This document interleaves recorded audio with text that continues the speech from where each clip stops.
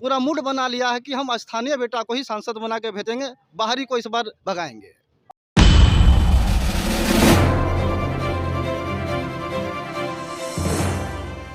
Sir, आज नामांकन दाखिल करके आप लौटे हैं, क्या कहेंगे? देखिए, जम्मू के जनता हमेशा जो अब तक सांसद हुए हैं सबसे उपेक्षित रहे हैं। लोग जम्मू की जनता को ठगने का काम किए हैं और इस बार जम्मू की जनता ने पूरा मूड बना लिया है कि हम स्थानीय बेटा को ही सांसद बना के भेजेंगे, बाहरी को इस बार भगाएंगे। बाहरी कौन है सर? बाहरी जितने भी प्रत्याशी जम्मू लोकसभा क्षेत्र से लड़ रहे हैं सभी बाहरी के बाहरी हैं। जम्मू स्थानीय से कोई उम्मीदवार नहीं है। मैदान में अर्चना रविदास हैं, इधर जो है चिराग पासवान के बहनोई जो है अरुण भारती जी हैं, तो कैसे टक्कर दीजिएगा?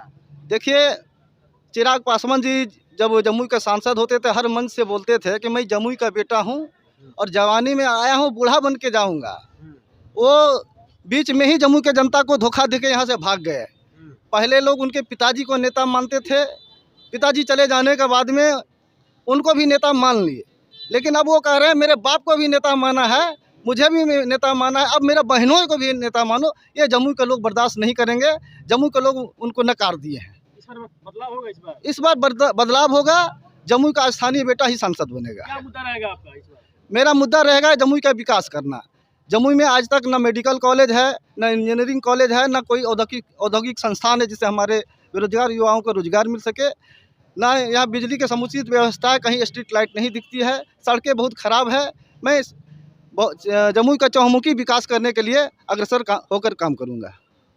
क्या कहेंगे सर?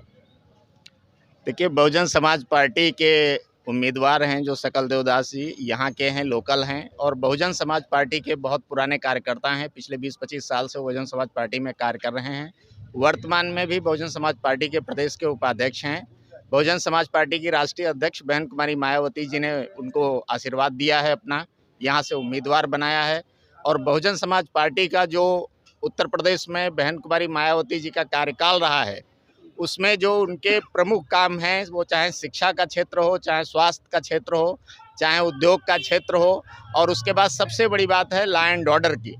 और अब ईमानदारी की अगर बात की जाए तो आप जानते हैं आज की तारीख में थोड़े दिन पहले ही इलेक्टोरल बॉन्ड का जो भूत आया निकल कर माननीय सुप्रीम कोर्ट की तरफ से, उसमें सभी पार्टियां दागदार हैं। सभी ने उद्योगपतियों से पैसा लिया है, गरीबों का खून पिया है।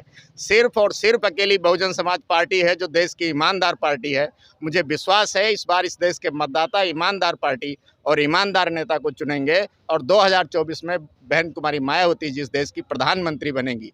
जमुई की जनता से अनुरोध है कि वो लोग सकल देव जी को इधर से चुनाव जिता कर भेजें, जिससे कि बहन कुमारी मायावती जी इस देश की प्रधानमंत्री बन सकें। धन्यवाद। धुरंधर प्रत्याशी जो है मैदान में उतरे हैं, कैसे टक्कर देगी भाजपा? देखिए, देश की जितनी पार्टियां हैं, इलेक्टोरल बॉन्ड से ये साबित हो गया है कि वो उद्योगपतियों से पैसा लेती हैं और अमीरों के लिए काम करती हैं। बहुजन समाज पार्टी ने एक भी पैसा नहीं लिया। तो ये इस देश में 80% गरीब लोग हैं। उन गरीब लोगों को तय करना है, हमें ईमानदार के साथ रहना है, जो उद्योगपतियों के लिए काम करता है उनके साथ में रहना है। अब सुप्रीम कोर्ट के निर्णय के बाद में ये तय हो गया है कि बहुजन समाज पार्टी को छोड़ के इस देश में गरीबों की कोई दूसरी पार्टी नहीं है। और अगर गरीब एक तरफ आ जाएं तो निश्चित रूप से बहुजन समाज पार्टी की सरकार बनेगी। जात धर्म का इससे कोई मसला नहीं है, सारे लोगों की पार्टी है। चिराग पासवान के यहाँ पर जीजा सर उतरे हैं मैदान में, क्या कहेंगे? देखिए, चाहे जीजा हो या बेटी हो, होली दिवाली में आते रहते हैं और जाते रहते हैं, वो अस्थायी रूप से नहीं रहते हैं। दिवाली होली का त्यौहार चल रहा है, आए हैं, अपने घर चले जाएंगे। हमारी शुभकामनाएं हैं। Thank you.